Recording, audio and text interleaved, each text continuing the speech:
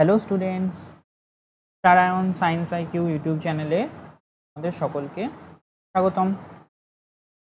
আজ আমরা অষ্টম শ্রেণীর গণিত প্রভা বইয়ের দশম অধ্যায় তৈরাসিক, যেটি তোমাদের বইয়ের 100 পৃষ্ঠায় আছে এবং এর অঙ্কগুলি বসে দেখি 10.1-এ আছে।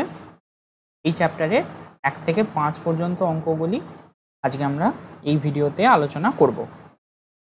আচ্ছা, প্রতিটি দাগের অঙ্ক কোনটি কতক্ষণ এই ভিডিওতে কভার করা হয়েছে। ধরো আমি এখানে 1 থেকে 5 পর্যন্ত প্রত্যেকটা অঙ্ক করছি, কারোর 5টা অঙ্ক দরকার নাও থাকতে পারে, 2-এর বা 3-এর পার্টিকুলার একটা অঙ্ক দেখার দরকার থাকতে পারে। তাহলে সে কি করবে, ভিডিওর যে টাইটেল বা তোমার ডেসক্রিপশানে ক্লিক করলে তারপরে একটা মোর অপশান আসবে, সেই মোর অপশানে ক্লিক করলে দেখবে যে সেখানে নীল কালারের টাইম স্ট্যাম্প দেওয়া আছে, মানে কোন টপিকটা আছে তার বাঁদিকে আছে টাইমটা। সেই টাইমটায় ক্লিক করলেই তুমি সেই অংশের সমাধানে পৌঁছে যাবে সরাসরি। চলো এবার শুরু করা যাক। আচ্ছা, প্রথমেই আমরা ত্রৈরাশিকে দেখব। ত্রৈরাশিকের যে কিছু সাধারণ জিনিস আছে, আমাদের ত্রৈরাশিক আছে সমানুপাতিতে ত্রৈরাশিকের সমাধান করতে হবে। তাই সমানুপাতি মানে সম্পর্ক আছে, সেটা সরল সমানুপাতি না ব্যস্ত সমানুপাতি, এই ব্যাপারগুলি আছে। তো এখানে যে সম্পর্কগুলি হয় আমরা কি জানি, সরল সমানুপাতি হলে এই একটা বাড়লে আর একটা বাড়ে, আর বা ধরো সরল সমানুপাতি হলে একটা বাড়লে একটা বাড়ে, অথবা একটা কমলে আর একটা কমে। আর ব্যস্ত সমানুপাতি হলে কি হয়, ধরো একটা বাড়লো আর একটা কমলো, তাহলে তখন হচ্ছে যে কি হবে, ব্যস্ত সমানুপাতি। আচ্ছা, এটাই আমরা এখানে দেয়া আছে উদাহরণের মাধ্যমে দেখব। যে দেখো এখানে লিখে দেওয়া আছে ভালো করে, দুটি রাশি যদি এমন সম্পর্কযুক্ত হয় যে একটি রাশির মান বাড়ালে বা কমালে অপর রাশিটির মানও বাড়ে বা কমে, মানে একই ঘটনা ঘটছে দুজনের ক্ষেত্রে, তবে রাশি দুটি সরল সম্পর্কযুক্ত বা সরল সমানুপাতি হয়। আমি যেটা বললাম এটা ভালো করে লিখে দেওয়া রয়েছে। এর একটি উদাহরণ তোমাদের বইতে 99 পাতায় 3-এর দাগের অঙ্কটি দেওয়া রয়েছে। দেখো, আমাদের পাড়ার ব্যানার্জি বুক স্টল থেকে আমি 1 ডজন খাতা 90 টাকায় কিনেছি। একই রকম 8টি খাতার দাম কত হবে ত্রৈরাশিক পদ্ধতিতে হিসাব করে লিখি। দেখো এখানে গণিত ভাষার সমস্যাটি হলো, এগুলো তো দেখবে এখানে যেটা আমি দেখাতে চাইছি যে 1 ডজন 12টা খাতার দাম যদি 90 টাকা হয়, 8টা খাতার দাম কি হবে, 12 থেকে 8 কমেছে তো খাতার সংখ্যা, তাহলে খাতার দামও কি হবে, কমবে। তাহলে এটা একটি সরল সমানুপাতি বা সরল সম্পর্কের উদাহরণ। ঠিক আছে, চলো পরের উদাহরণটা দেখি। পরের উদাহরণটা কি বলছে, যদি সম্পর্কটি এমন হয় যে একটি রাশির মান বাড়ালে বা কমালে অপর রাশিটির মান যথাক্রমে কমে বা বাড়ে, তবে রাশি দুটি বিপরীত সম্পর্কযুক্ত বা ব্যস্তানুপাতিক। মানে দেখো দুটো রাশির একই হচ্ছে না, মানে এটা বাড়লে এ বাড়বে সেরকম ব্যাপারটা নয়, এ বাড়লে যদি এ কমে বা এ কমালে যদি এ বাড়ে তখন সেটা বিপরীত সম্পর্কযুক্ত, তাই ব্যস্তানুপাতিক। আচ্ছা, এই 98 পাতায় বইয়েতে তোমাদের 2-এর দাগের উদাহরণটা এরকম একটি সম্পর্কের উদাহরণ। দেখো, আমার বন্ধু রাজিয়াদের বাড়িতে একটি অনুষ্ঠান হচ্ছে, তাই 7 দিন ধরে খাওয়া দাওয়ার ব্যবস্থা করা হয়েছে। 15 জনের 7 দিনের খাবারের ব্যবস্থা করা হয়েছে, কিন্তু 21 জন এসেছে। হিসাব করে দেখি ওই খাবারে 21 জনের মোট কতদিন চলবে। আচ্ছা, গণিত ভাষার সমস্যাটি হলো, দেখো এখানে লিখেছে বন্ধুর সংখ্যা জন, সময় হলো দিন। আচ্ছা, 15 জন যেটা খায় 7 দিনে, এই একই নির্দিষ্ট খাবার যদি তোমার 21 জন খায়, তাহলে কি কম দিন চলবে না বেশি দিন চলবে? হ্যাঁ, ঠিকই ধরেছ, অবশ্যই কম দিন চলবে। তাহলে দেখো এদিকে এটা বাড়লে এটা কিন্তু কমে যাচ্ছে, তাই কি এটা ব্যস্ত সম্পর্কে বা বিপরীত সম্পর্কে উদাহরণ। আচ্ছা, দেখো এগুলো তোমরা সবসময় মনে রাখবে। 1 নম্বর পয়েন্ট, দিন ও কাজের পরিমাণের মধ্যে সরল সম্পর্ক, লোক সংখ্যা ও দিন সংখ্যার মধ্যে ব্যস্ত সম্পর্ক, আর লোক সংখ্যা ও কাজের পরিমাণের মধ্যে সরল সম্পর্ক। লোক সংখ্যার সঙ্গে যদি দিন সংখ্যা হয় তাহলে কিন্তু ব্যস্ত সম্পর্ক, আর লোক সংখ্যার সঙ্গে যদি কাজের পরিমাণ হয় তাহলে কিন্তু সরল সম্পর্ক। ঠিক আছে, দেখো আমরা এটা আমাদের বই 98 পাতা 1-এর উদাহরণটা দেখি। এখন আমাদের চাষের জমিতে 18 জন লোক চাষ করছেন। আগামীকাল থেকে আমাদের জমিতে 30 জন লোক চাষ করবেন। 18 জন লোক যদি 12 বিঘা জমি চাষ করেন তাহলে 30 জন লোক কত বিঘা জমি চাষ করতে পারবেন হিসাব করি। গণিত ভাষায় সমস্যাটি হলো লোক সংখ্যা জন, জমির পরিমাণ বিঘা। 18 জন করেন 12 বিঘা, তাহলে 30 জন যদি লাগানো হয় তাহলে কি বেশি জমি চাষ হবে, তো তাই কি এটা বাড়লে, এটা যদি বাড়ে তাহলে এটাও বাড়ছে, কি হচ্ছে সরল সম্পর্ক, বলা হচ্ছে সরল সম্পর্ক। আচ্ছা, এই যে ত্রৈরাশিকে আমাদের এই দ্বিতীয় রাশির অজানা মানটা বার করতে হচ্ছে, এর জন্য তোমাদের বইতে যে ফর্মুলাটি দেওয়া রয়েছে, দ্বিতীয় রাশির অজানা মান সমান দ্বিতীয় রাশির জানা মান, দ্বিতীয় রাশির জানা মান কোনটা এইটা, ইন্টু প্রথম রাশির একটি মান, প্রথম রাশির একটি মান ইন ডিভাইডেড প্রথম রাশির অপর মান। আচ্ছা চলো আমরা এবার অঙ্কে যাই, তাহলে ডাউট ক্লিয়ার হবে। বসে দেখি 10.1 বই 100 পাতা 1-এর অঙ্ক। আজ আমার বাবা 390 টাকায় 15 কিগ্রা চাল কিনে এনেছেন। যদি 17 কিগ্রা একই রকম চাল কিনতেন তবে বাবা কত টাকা খরচ করতেন, ত্রৈরাশিক পদ্ধতিতে হিসাব করে লিখি। আচ্ছা, ফার্স্টে কি করতে হবে, গণিতের ভাষার সমস্যাটি হলো, দেখো এখানে 15 কিগ্রা 390 টাকা, তাহলে 15 কিগ্রাটা কি চালের পরিমাণ, চালের পরিমাণ কিগ্রা আর চালের দাম টাকা। তাহলে এই যে 15 কিগ্রা কিনেছেন 390 টাকায়, আর 17 কিগ্রার দাম কত, ত্রৈরাশিকে বার করতে বলেছে। চালের পরিমাণ বাড়লে চালের দাম বাড়ে, তাহলে আমরা কি বলতে পারি, অতএব চালের পরিমাণের সঙ্গে চালের দামের সরল সম্পর্ক। তাহলে সরল সম্পর্ক হলে সরল সমানুপাতি হবে। সমানুপাতি আমরা কি করে বসাবো, এই যে প্রথমে সরল সমানুপাতি হলে আমরা প্রথমে বসাবো উপরেরটা, এই যে 15:17, এর নিচেরটা ডবল ইজ টু এইদিকে ডান দিকের দ্বিতীয় রাশির মান 390, তৃতীয়টি যেটি অজানা সেটি বার করতে হবে। কোনটি অজানা, চালের দাম। তাহলে চালের দাম কি, চালের দাম এখানে কি চতুর্থ সমানুপাতি, তো যে 4 নম্বরে আছে যে প্রথম দ্বিতীয় তৃতীয় চতুর্থ, চতুর্থ সমানুপাতি বার করার নিয়ম কি, দ্বিতীয় ইন্টু তৃতীয় বাই প্রথম, এই যে দ্বিতীয় বাই ফার্স্ট। দেখো এখানে 17 ইন্টু 390 বাই 15, এটা কাটাকুটি করলে তোমার অ্যান্সার আসবে 442 টাকা। আমি কাটাকুটিটা তোমাদের দেখিয়ে দিচ্ছি। 17 ইন্টু 390 বাই 15, 3 দিয়ে কাটি 3 5 15, 3 দিয়ে কাটলে 3 13 39, পাশে একটা শূন্য বসে গেল।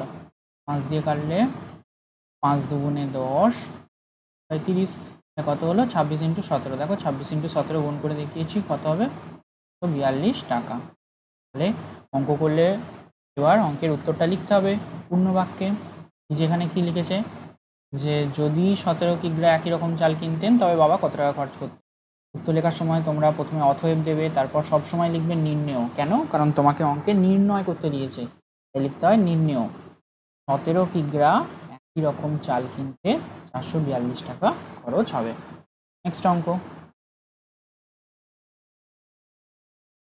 2, ভেঙ্কট মামা 20 মিটার ছিট কাপড়ে একই মাপের 4টি জামা তৈরি করবেন। একই রকম 12টি জামা তৈরি করতে হলে ভেঙ্কট মামাকে কত মিটার ছিট কাপড় কিনে দিতে হবে, ত্রৈরাশিক পদ্ধতিতে হিসাব করে লিখি। আচ্ছা, ভেঙ্কট মামা 20 মিটার ছিট কাপড়ে একই মাপের 4টি জামা তৈরি করছেন, তাহলে জামার সংখ্যাটি 4টি, ছিট কাপড় কত লাগছে দৈর্ঘ্য মিটার 20 মিটার, তাহলে বলছে যদি একই রকম 12টি জামা তৈরি করে তাহলে জামার সংখ্যা 12 হলে ছিট কাপড় কত লাগবে। আচ্ছা, জামার সংখ্যা বাড়লে ছিট কাপড়ের দৈর্ঘ্য কী হবে, বাড়বে, কারণ বেশি জামা তৈরি করতে হলে বেশি ছিট লাগবে। অতএব আমরা কি বলতে পারি, জামার সংখ্যার সঙ্গে ছিট কাপড়ের দৈর্ঘ্যের সরল সম্পর্ক। সরল সম্পর্ক হলে সরল সমানুপাতি, সরল সমানুপাতিতে কি দেখিয়েছি, প্রথমে এই যে 4:12 ডবল ইজ টু 20 টু কত কত কি বার করতে দিয়েছে, ছিট কাপড়ের দৈর্ঘ্য, সেটি হবে। এবার তাহলে এখন অতএব ছিট কাপড়ের দৈর্ঘ্য সমান দ্বিতীয় ইন্টু তৃতীয় বাই প্রথম, 12 ইন্টু 20 বাই 4, কাটাকুটি করলে 60 অ্যান্সার হবে। চলো আমি কাটাকুটিটা তোমাদের দেখিয়ে দিচ্ছি। দেখো 4 দিয়ে যদি কাটো 4 5 20, 5 12 8 মিটার, তাহলে কি লিখতে হবে যে একই রকম 12টি জামা তৈরি করতে হলে ভেঙ্কট মামাকে কত মিটার ছিট কাপড় কিনে দিতে হবে। অতএব নির্ণয় করতে দিয়েছে, তাই নির্ণয় একই রকম 12টি জামা তৈরি করতে হলে ভেঙ্কট মামাকে 8 মিটার ছিট কাপড় কিনে দিতে হবে। চলো আমরা এরপর 3 অঙ্কটায় চলে যাই। বকুলতলা গ্রামে একটি পুকুর কাটতে 30 জন লোকের 15 দিন সময় লেগেছে। যদি 25 জন লোক ওই পুকুর কাটতো তবে কতদিনে কাজ শেষ করতে পারতো ত্রৈরাশিক পদ্ধতিতে হিসাব করে লিখি। আচ্ছা দেখো, এখানে জন দিনের অঙ্ক। আমি প্রথমেই বোঝানোর সময় বলেছিলাম যে তোমাদের 90% ক্ষেত্রে, বেশিরভাগ ক্ষেত্রে যে জন দিনের অঙ্ক থাকলে সেটা ব্যস্ত সম্পর্ক হয়। গণিতের ভাষায় সমস্যাটি হলো তাহলে কি, এখানে প্রথমে জন মানে লোক সংখ্যা জন, আর সময় দিন, সময় সংখ্যা দিন। তাহলে 30 জন 15 দিনে পুকুর কাটে, তাহলে 30 জন লোক লাগালে 15 দিন লাগে। তাহলে লোক সংখ্যা যদি কমিয়ে দেওয়া হয়, ওই 25 জন লোক ওই একই পুকুর কাটছে, একই কাজ করছে, লোক কমে যাচ্ছে, তাহলে কি হবে, সময় বেশি লাগবে। তো তাহলে কি বিপরীত ঘটছে, তাই ব্যস্ত সম্পর্ক। লোক সংখ্যা কমলে সময় সংখ্যা বাড়বে, তাহলে কি অতএব লোক সংখ্যার সঙ্গে সময় সংখ্যার ব্যস্ত সম্পর্ক। আচ্ছা এখানে একটা জিনিস খেয়াল করো, আমরা সমানুপাতির ক্ষেত্রে কি করছিলাম, প্রথমে এই ডাটাটা লিখছিলাম, তারপরে এইটা লিখছিলাম, তারপর সমানুপাতিক চিহ্ন দিয়ে এটা লিখছিলাম, তারপর এটা। কিন্তু যখন ব্যস্তানুপাতিক হবে তখন এটা উল্টে যাবে, শুরুটা হবে এই নিচে থেকে, প্রথমে হবে 25, তারপরে হবে 30। মানে সরল সমানুপাতিক হলে তোমার দেখো সবসময় বসানো হয় এইভাবে হয়ে এইভাবে, ঠিক আছে, সরলের ক্ষেত্রে। আর যদি তোমার ব্যস্ত হয় তাহলে কেমন হবে, এইভাবে হয়ে এইভাবে, ঠিক আছে, এইভাবে বসানো হবে, ঠিক আছে। এটা তোমরা মনে রাখবে, তাহলেই সব কোনো প্রবলেম হবে না, ঠিক আছে। দেখো এই যে 25:30:15 কোয়েশ্চেন মার্ক কত, যে সময় সংখ্যা বার করতে হবে, অর্থাৎ সময় সংখ্যা সমান, তারপর কিন্তু একই। দেখো তুমি সমানুপাতিকে বসিয়ে দিয়েছো, বসানোটাই তোমার ব্যাপার। চতুর্থ সমানুপাতি বার করার নিয়ম একই, দ্বিতীয় ইন্টু তৃতীয় বাই প্রথম, তাহলে দ্বিতীয় কত 30 ইন্টু তৃতীয় 15 বাই প্রথম 25, তাহলে কত কাটাকুটি করলে হবে 18 দিন। আচ্ছা কাটাকুটিটা আমি দেখিয়ে দিচ্ছি, 5 দিয়ে 5 5 25, 5 3 15, 5 6 30, 3 6 দেখো 18 দিন, ঠিক আছে। অতএব নির্ণয় যদি 25 জন লোক ওই পুকুর কাটতো তবে 18 দিনে কাজ শেষ করতে পারতো। 4 অঙ্কটা দেখো, কাকিমা ঘন্টায় 40 কিমি বেগে গাড়ি চালিয়ে 5 ঘন্টায় মামার বাড়ি পৌঁছে গেলেন। তিনি যদি ঘন্টায় 50 কিমি বেগে গাড়ি চালাতেন তবে মামার বাড়ি পৌঁছাতে কত সময় লাগতো ত্রৈরাশিক পদ্ধতিতে হিসাব করে লিখে। আচ্ছা দেখো, গণিতের ভাষায় সমস্যাটি হলো, এখানে কি আছে, বেগ। বেগ মানে আমরা কি জানি, গতিবেগ। গতিবেগ কি বলছে, উনি ঘন্টায় এত কিমি, ঘন্টায় এত কিমি মানে আমরা লিখতে পারি তো কিমি পার ঘন্টা। আর পৌঁছাতে কি সময় নিচ্ছেন, সময়ের এককটা কিসে হচ্ছে, ঘন্টায়, সময় ঘন্টা। দেখো 40 কিমি যেতে 5 ঘন্টা নেন, আমি করেছি 40 কিমি যেতে 5 ঘন্টা নেন। তাহলে এখন বলছো যদি ঘন্টায় 50 কিমি বেগে যান, তাহলে 50 কিমি বেগে গেলে মানে 50 কিমি পার ঘন্টা গতিবেগে গেলে কত সময় লাগবে, কত ঘন্টা লাগবে। তাহলে এখানে কি আমরা কি জানি, আমায় একটা নির্দিষ্ট দূরত্ব যেতে হবে। দেখো তোমার যদি গাড়ির স্পিড বা গতিবেগ বাড়িয়ে দেওয়া হয় তাহলে কি তুমি তাড়াতাড়ি পৌঁছাবে না দেরিতে পৌঁছাবে, অবশ্যই তাড়াতাড়ি পৌঁছাবে। তাড়াতাড়ি পৌঁছালে কি হবে, সময় কম লাগবে, আর দেরি হলে কি সময় বেশি লাগবে। তাহলে কি আমরা যদি গাড়ির গতিবেগ বাড়িয়ে দিই সময় কম লাগে, একটা বাড়লে যদি আর একটা কমে তাহলে কি হয়, ব্যস্ত সম্পর্ক। তাহলে কি লিখবো আমরা, অতএব গতিবেগের সঙ্গে সময়ের ব্যস্ত সম্পর্ক। তাহলে ব্যস্ত হলে আমরা ইকুয়েশন কেমন করে বসাতে হবে বলেছি, এইভাবে নয়, নিচের দিক থেকে গিয়ে আর কিভাবে বসাতে হয়, প্রথমে এইটা, তারপরে এইটা, তারপরে এইটা, তারপরে এইটা, এইভাবে বসাতে হয়। দেখো তাই বসিয়েছি, প্রথমে 50 to 40, 40 to 5, দেন সময় কত এটা বার করতে হবে। আচ্ছা, এবার সময় সমান কি, দ্বিতীয় ইন্টু তৃতীয় বাই প্রথম, দ্বিতীয় ইন্টু তৃতীয় বাই প্রথম। দেখো এর কাটাকুটিটা বোঝাই যাচ্ছে, তাও আমি দেখিয়ে দিচ্ছি। একদম সোজা, তোমাদের অঙ্কগুলি একদম সোজা আছে, তোমরা একটু বুঝে নিলেই করতে পারবে। দেখো এখানে 0 0 কেটে গেল, 5 কেটে গেল, তাহলে কি 4 পড়ে রইল, চলে এলো 4 ঘন্টা। ঠিক আছে, অতএব নির্ণয় করতে দিয়েছে, তাই নির্ণেয় তিনি যদি ঘন্টায় 50 কিমি বেগে গাড়ি চালাতেন তবে মামার বাড়ি পৌঁছাতে 4 ঘন্টা সময় লাগতো। 5 নম্বর অঙ্ক, মঙ্গলপুর গ্রামের একটি আশ্রয় শিবিরে 4000 জন লোকের 9 দিনের খাবার মজুদ ছিল। 3 দিন পরে 1000 জন লোক অন্য জায়গায় চলে গেলেন। যারা রয়ে গেলেন অবশিষ্ট খাবারে তাদের আর কতদিন চলবে বৈরাশিক পদ্ধতিতে হিসাব করে লিখি। আচ্ছা দেখো, 4000 জন লোকের 9 দিনের খাবার মজুদ ছিল, কিন্তু 3 দিন পর চলে যায়, তাহলে 9 দিন কি রইলো? 9 দিন তো রইলো না, 3 দিন পর চলে গেল। এই জন্য দেখো 4000 জনের 9 থেকে 3 বিয়োগ হয়ে গেল, 9 থেকে 3 বিয়োগ হলে কত হয়? 6 দিন চলে তো গেল, তার সঙ্গে দেখো 1000 জন চলে গেল। 4000 থেকে যদি 1000 জন চলে যায় তাহলে কতজন থাকে? 3000। তাহলে 3000-এ কতদিন যাবে সেটাই আমাদের বার করতে হবে। আমি বলেছি প্রথমেই, জন দিন থাকলে ব্যস্ত সম্পর্ক হবে।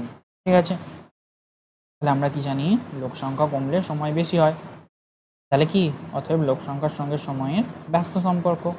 এবার আমরা ইকুয়েশনে বসিয়েছি, এই যে নিচে থেকে দেখিয়েছি প্রত্যেকটা আগের অঙ্কগুলোতে, 3000:4000 6 কত, এই সময়টা বার করতে হবে। অতএব সময় সমান চতুর্থ সমানুপাতি দ্বিতীয় ইন্টু তৃতীয় বাই প্রথম, তাহলে এই যে দ্বিতীয় ইন্টু তৃতীয় বাই প্রথম। আচ্ছা, কাটাকুটিটা আমি করে দিচ্ছি। তোমাদের প্রত্যেকটি অঙ্কের কাটাকুটি খুব সোজা সোজা, তোমরা নামটা মুখস্থ রাখবে, তাহলে যে কোনো কাটাকুটিতে সুবিধা হবে। আচ্ছা, এখানে 3টে শূন্যের সঙ্গে এখানে 3টে শূন্য কেটে গেল, 2 গুণে 6, তাহলে 4 2 গুণে 8 দিন অ্যান্সার বেরিয়ে গেল।